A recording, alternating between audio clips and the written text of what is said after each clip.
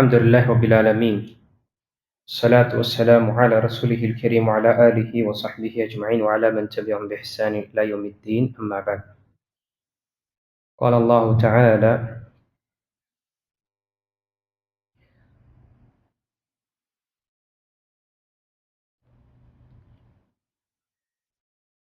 حتى إذا جاء أحدهم الموت قال رب ارجعون لعلي أعمل صالحا فيما تركت كلا إنها كلمة هو قائلها ومن وراء برزخ إلى يوم يبعثون.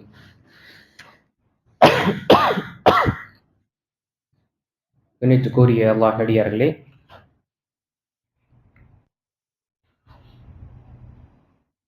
என்னிடம் பேசாதீர்கள், என் அடியார்கள் சிலர் எங்கள் இறைவனை நாங்கள் நம்பிக்கை கொண்டோம், எனவே எங்களை நீ மன்னித்து எங்களுக்கு கருணை புரிவாயாக, கருணை புரிவதெல்லாம் நீயே சிறந்த கருணையாளன் என்று இறைஞ்சி கொண்டிருந்தார்கள்.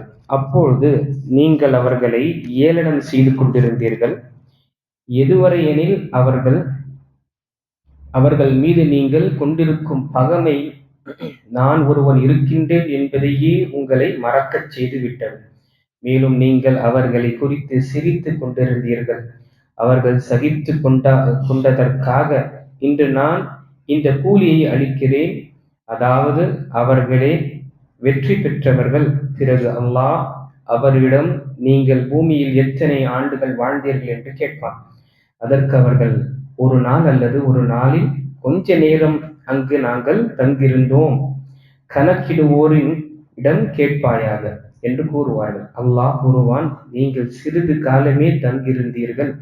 இதனை அப்போது நீங்கள் அறிந்திருந்தால் எத்தனை நன்றாயிருந்திருக்கும்.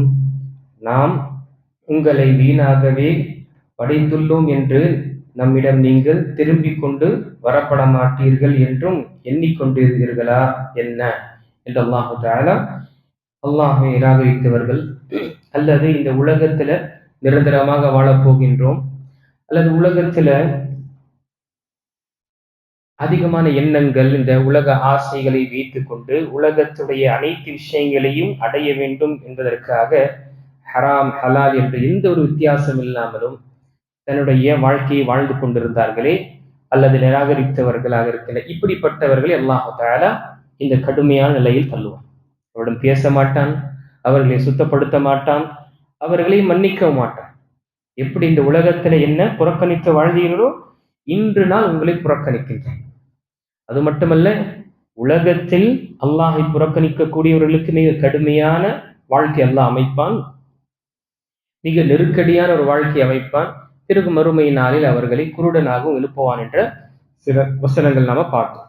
இந்த வசனங்களில் நமக்கு சொல்லப்பட்டது, ஒரு நாள் மனிதன் மரணம் அடையவே வேண்டும். திரும்பி அவன் செல்லும் பொழுது அனைத்து விஷயம் தன்னுடைய கண்கால் பார்த்து விடுவான். பார்த்த பிறகு கத்துவதும் கதறுவதும் எந்த ஒரு பிரயோஜனம் கிடையாது. பார்த்த பிறகு மிருகம் கூட என்ன பயந்து ஓடும். நெருப்பை பார்த்தா மிருகம் கால்நடையும் என்ன செய்யும்? பயந்துதான் ஓடும். ஆனால் பார்க்காமலே ஈமான் கொள்வதுதான் நமக்கு என்ன தேர்வாக இருக்கின்றது, நமக்கு சோதனையாக இருக்கின்றது. அந்த நரகம், நரகத்தில் இருக்கக்கூடிய தண்டனைகள், சொர்க்கத்தில் இருக்கக்கூடிய எல்லா நியமத்துகளையும் மற்ற இதர மறைவான விஷயங்களை ஈமான் கொள்வது என்று நமக்கு தேர்வு. இந்த தேர்வுல பாஸ் ஆகணும்ன்றா சொர்க்கம். இல்ல இந்த உலகத்துல எப்படி மற்ற மனிதர்கள் இறையச்சம் இல்லாமல், இறைநம்பிக்கை இல்லாமல் வாழ்ந்து கொண்டிருக்கின்றார்களோ அப்படிப்பட்ட ஒரு வாழ்க்கையை வாழும் பொழுது அவனுக்கு கடைசியில் அவன் தன்னுடைய கண்களால் அந்த விஷயங்களை பார்க்கும் பொழுது அப்போ சொல்வான், திரும்பி அனுப்புவாயாக, நல்ல அமல் செய்து கொண்டு வரோம் என்று. அல்லாஹு தஆலா என்ன கூறுவான்? இது அவனுடைய வாய்ப்பேச்சு தான். வெறும் என்ன பேச்சு, அவனுக்கு கேட்கக்கூடிய விஷயம் கொடுக்கப்படாது. பிறகு மறுமை நாள்ல அவர்களுக்கு மன்னிப்பும் இருக்காது. ஏன்னா இந்த உலகத்துல மௌத்து வரப்போதுங்க, தன்னுடைய வாழ்க்கையை சீர்படுத்திக் கொள்ளுங்க, இறைச்சமான வாழ்க்கையை வாழுங்க, உங்களுடைய அதிகமான கனவுகள் இந்த உலகத்தை அடைய வேண்டும் என்ற விஷயத்தை குறைத்துக் கொள்ளுங்க என்று சொல்லும் பொழுது இப்படிப்பட்டவர்களை நீங்கள் ஏளனம் செய்தீங்க, இப்படிப்பட்டவர் கேலி செஞ்சீங்க, அவங்கள பார்த்து சிரிச்சீங்க, இவெல்லாம் வாழ தெரியாதவன் என்று சொன்னீங்க. இப்படிப்பட்ட ஒரு நிலை இருந்தது. ஆனால் இன்று நீங்க எங்கள் திரும்பி அனுப்புங்க என்று கேட்க உங்களுக்கு எந்த ஒரு வாய்ப்பும் கொடுக்கப்படாது. திரும்ப அவர்களிடம் கேட்கப்படும், எத்தனை வருஷம் நீங்க இந்த உலகத்துல வாழ்ந்தீங்க, எத்தனை நாட்கள் வாழ்ந்தீங்க என்று. அவர்கள் என்ன சொல்லுவாங்க, ஒரு நாள், அந்த ஒரு நாளையும் சில மணி நேரம் வாழ்ந்தோம் என்று கூறுவார். யோசிச்சு பாருங்க, மறுமையுடைய வாழ்க்கைக்கு ஒப்பிட்டு பார்க்கும் பொழுது இந்த உலகத்துடைய சில நேரங்கள் தான், சில நேரம் தான். அப்போ ஒரு சிந்திக்கக்கூடியவன், அறிவுள்ள ஒரு மனிதன் என்ன செய்வான், நிரந்தரமான வாழ்க்கையை பெறுவதற்காக இந்த அற்பமான இந்த நேரத்தில் என்ன செய்வான், கட்டுப்பட்டு வாழக்கூடியவனாக இருக்கும். ஆனால் இந்த உலகத்தில் முன்னாடி பார்க்கக்கூடிய விஷயத்தை அவன் பார்த்து அதை அடைய வேண்டும் என்பதற்காக என்ன செய்யறான், இந்த சொற்பமான நேரம் அல்லது சொற்பமான சில நொடி இன்பத்திற்காக நிரந்தரமான அவன் வழியையும் தண்டனையும் பெறக்கூடியவனாக ஆகிவிடுகின்றான். ஆகையால் தான் சுப்ஹானல்லாஹ், இமாம் இப்னு கய்யிம் ரஹிமஹுல்லாஹ் சொல்லும் பொழுது, அடியானே, நீ பாவம் செய்யும் பொழுது சில நேரத்தில் நொடியில் எண்ணிக்கொள், நீ பாவம் செய்கின்றாய், இந்த பாவத்தினால் உனக்கு கிடைக்கக்கூடிய சில நொடி இன்பங்கள், உன்னுடைய இச்சைகளை நீ பூர்த்தி செய்யும் பொழுது உனக்கு கிடைக்கக்கூடிய சில நொடி இன்பங்களுக்காக நிரந்தரமான தண்டனைக்கு நீ உன்னை தள்ளிவிடாதே. ஏனென்றால் உன்னுடைய இந்த இன்பம் சில நொடியில போயிடும், ஆனால் நீ செய்த பாவம் அது பதிவாகிவிடும். அதே போல நல்லோர்களுக்கு சொல்லும் பொழுது இமாம் இப்னு கய்யிம் ரஹிமஹுல்லாஹ் அவர்கள் கூறுகின்றார்கள், அடியானே, நன்மையான காரியங்கள் செய்யும் பொழுது சிரமத்தை நீ பார்க்காத.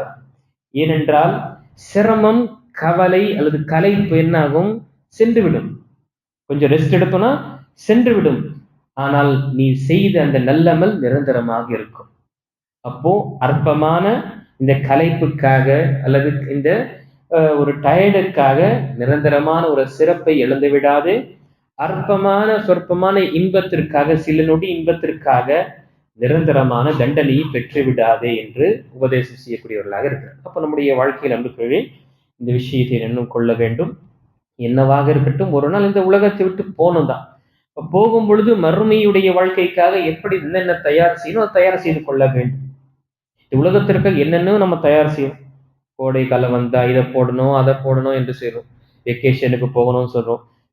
ஸ்கூல் ஸ்டார்ட் ஆயிடுச்சுன்னா அது ஃபீஸ், மற்ற இந்த விஷயங்கள், ஸ்டடீஸ் என்ற விஷயங்கள் செய்யறோம். அல்லது ஒவ்வொரு நேரம் நம்முடைய எல்லா கட்டமைப்பு தெளிவாக நம்ம செய்யறோம். ஆனா மறுமையுடைய விஷயங்கள் பார்க்கும் பொழுது கேள்விக்குறியாக இருக்கு.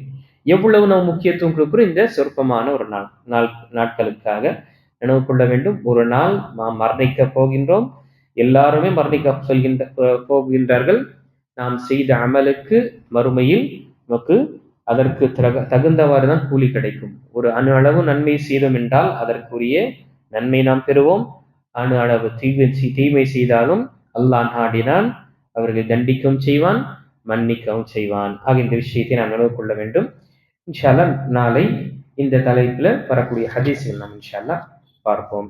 அல்லாஹ் தஆலா சொல்லக்கூடியவருக்கும் கேட்கக்கூடிய அனைவர்களுக்கும் நம்முடைய மறுமை வாழ்க்கைக்காக முயற்சி செய்து அதற்காக முன்கூட்டியே நாம் நல்ல மல்களை முற்படுத்திக் கொண்டு அந்த மறுமையுடைய பயணத்திற்காக நாம் தயார் செய்யக்கூடியவர்கள் அல்லாஹ் நம்மை ஆக்கல்வானாக. ஆமீன். வாஹிர் தஅவானா அல்ஹம்துலில்லாஹி ரப்பில் ஆலமீன்.